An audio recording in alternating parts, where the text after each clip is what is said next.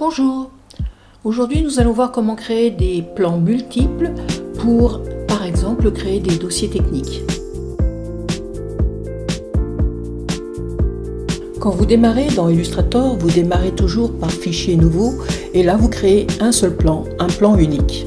Comme dans InDesign, Illustrator peut vous permettre de créer plusieurs pages. Après avoir créé mon fichier, je vais cliquer sur la loupe pour faire un zoom arrière.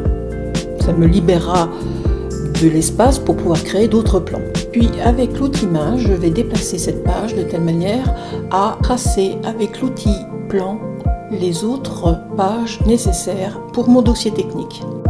Quand vous activez cet outil, tout autour de la page s'active une zone en pointillé de couleur bleue.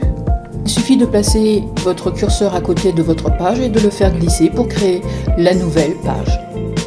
Dans le panneau Propriétés, vous trouverez dans Plan de travail le nom, là vous pourrez nommer votre page, puis les paramètres où vous pourrez donner le format de votre page, format A4, A3, etc.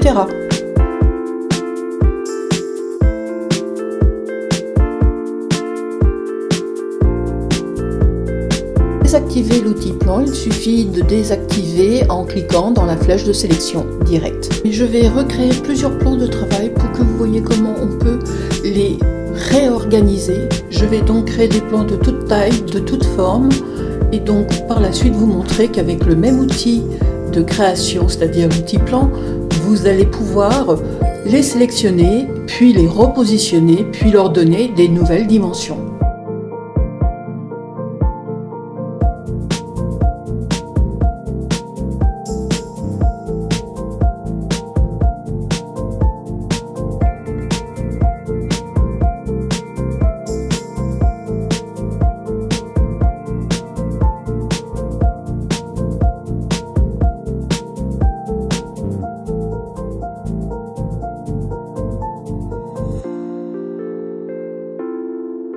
Et comme vous pouvez le voir, grâce aux repères roses qui apparaissent, il est facile de centrer et d'aligner les plans entre eux. Et comme vous le voyez sur le plan qui arrive, il est très facile d'orienter le plan suivant le format que vous voulez faire, paysage ou portrait.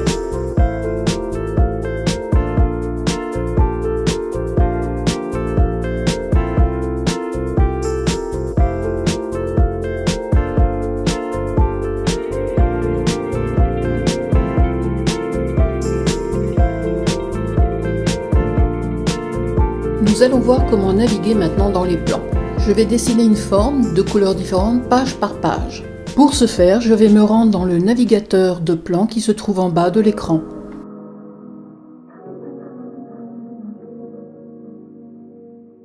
Cette action me mettra la page sélectionnée en plein écran. Je vais répéter cette opération autant de fois qu'il y a de pages.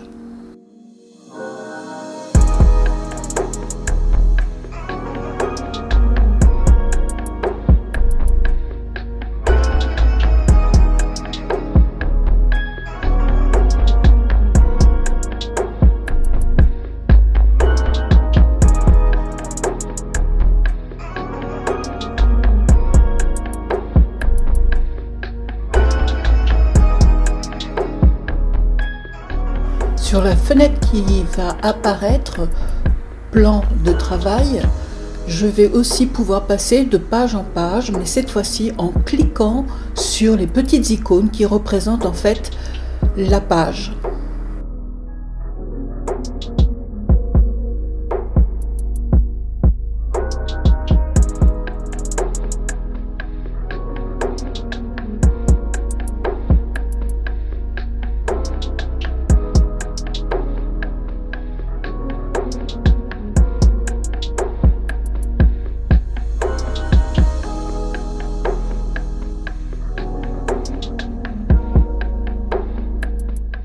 Nous allons nous intéresser d'un peu plus près à la palette plan. Si vous avez oublié de renommer un plan, cela n'est pas grave. En cliquant 2 clics rapides sur la ligne d'écriture, vous pourrez nommer votre page.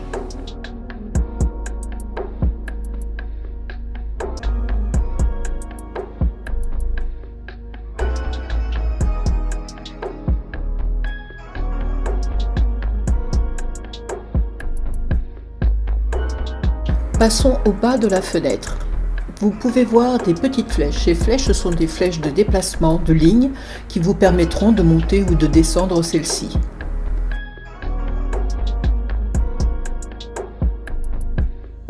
La troisième icône est la création de plans directs.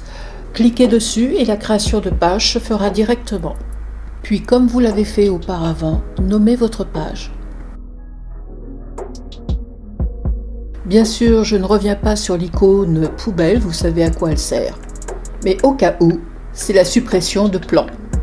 Voilà qui clôt notre petite formation sur les plans de travail.